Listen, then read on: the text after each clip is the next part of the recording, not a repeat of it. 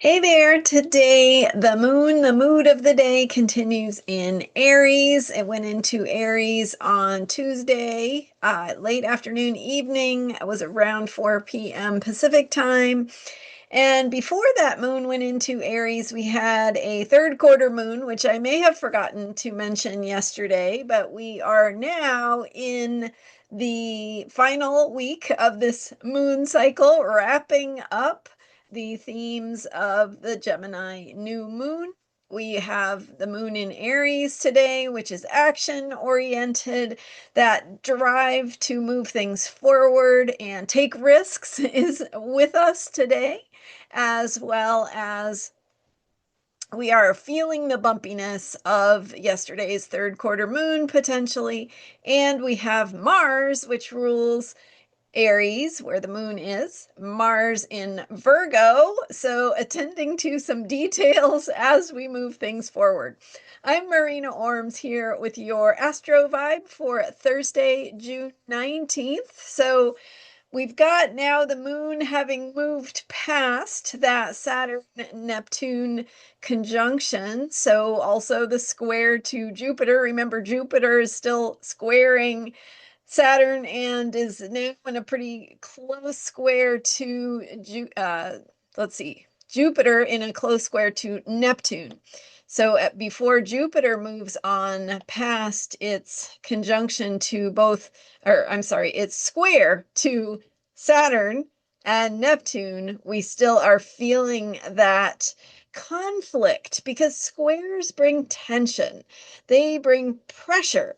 And so the square of Jupiter is bringing a conflict between what wants to move forward in us and where we need to get things right or step into new ways of being. That means, in many ways, leaving behind some of the, not just the comforts of the past, but some of the patterns that are comfortable because we know how they work, right? And so we don't want to leave behind the part where we know how it works. That that is what we have worked hard to figure out. It makes life easy.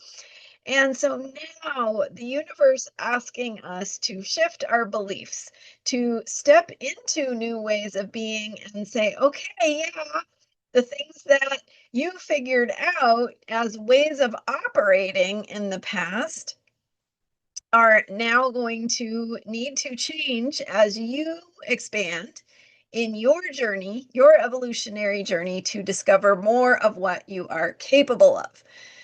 So there's that awareness, that recognition of how we have adapted and decided how to move in, how to do life, right? How to move through things, the ways that we have moved ourselves into that ability to cope, to have control, to make things work, to get through each day.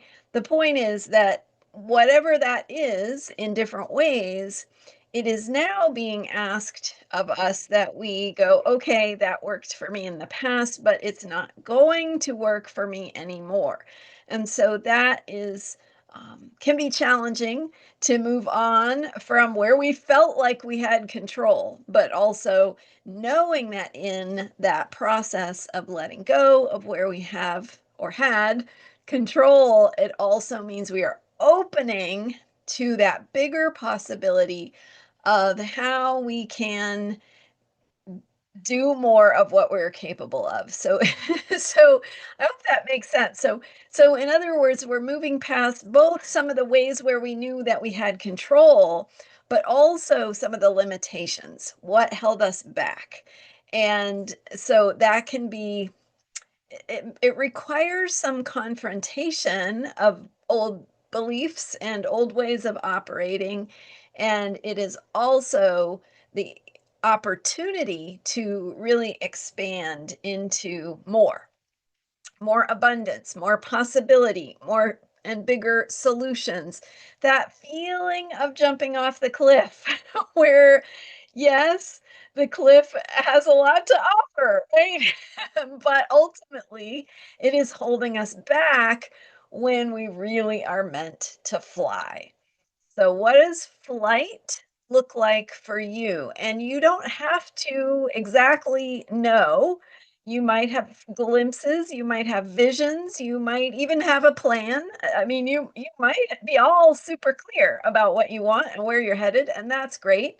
But the point is, if you're not, that's okay too, because you're still moving forward. You're still expanding into the future.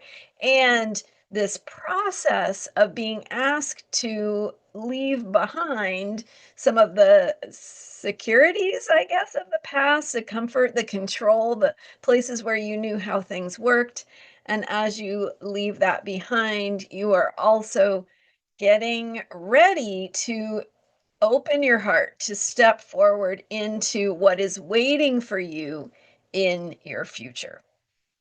So, if you know exactly what your plan is, exactly where you're heading, what it looks like, what it feels like. Congratulations. This is an opportunity to let yourself take that next step forward, that next leap of faith, that moving into the next phase and of what is lying ahead, right? Time to move into the future. If you don't have your vision, if you just feel like you want something better, or you know what's not working, but you don't know what would replace it that would work better, that's okay too.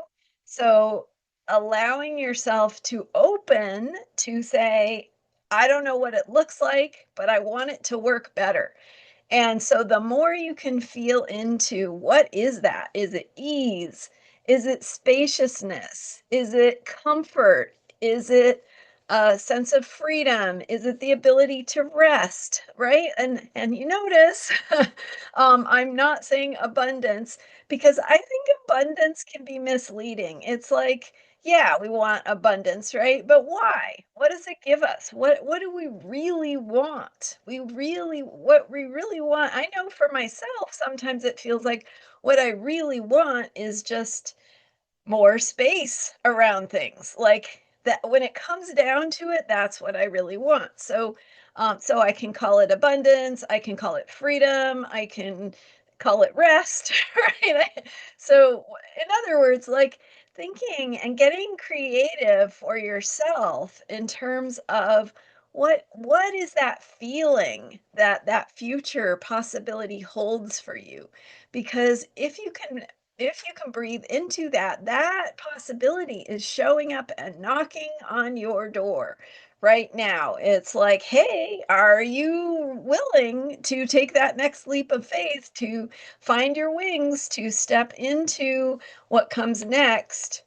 That could very well be the next step toward that feeling of what it is you want to experience more of. Jupiter is expansion, it's faith, it's optimism, it's possibility, it's abundance. And so, how you are leaving behind the Saturnian limitations, the square to Saturn, the Saturnian limitations, but also Saturn having provided a sense of structure and a way of orienting yourself that is now time to release. So, with Neptune involved as well, getting into that bigger picture of imagination, of dreams, of visions, of what inspires you, what moves you, what touches your heart in that bigger picture of meaning. So, connecting with that can be part of this process as well. And again, expanding into that dream. That dream is inviting you to places you have not been before, and it is that capacity to imagine the future that is what is the beginning of creating it. So, imagine it, dream it, believe in it, feel it in your bones, invite it into your life, into your daily life, and you don't have to have all the answers. It's just a matter of reminding yourself, hey, This is what I want to experience more of. This is what it feels like when I have more of that, and opening to allowing that to move and shift in your life in ways that it sometimes is hard to explain. But that magic, that's the way that magic moves. So inviting that. And now, as we move through this third or fourth and final quarter of this moon cycle, we are completing the work of the new moon in Gemini and the Gemini moon cycle as we process information, learning how we connect with ideas, writing, communication, all of those things. So, what does that look like for you? What have you learned? What are you integrating? And where does your curiosity lead you? Where is it inviting you into new places? Where is it asking you to notice something that you couldn't see before? That mind of wonder, that curiosity is leading you into this expansion and this opening to new possibility that is in the background. All right. Thanks so much for being here. I'm Marina Orms, and you can learn more about me at astrologyheals.com. I mentioned yesterday my article is being featured on astro.com, so check that out if you haven't yet. And thank you so much for being here. Also, check out my member site.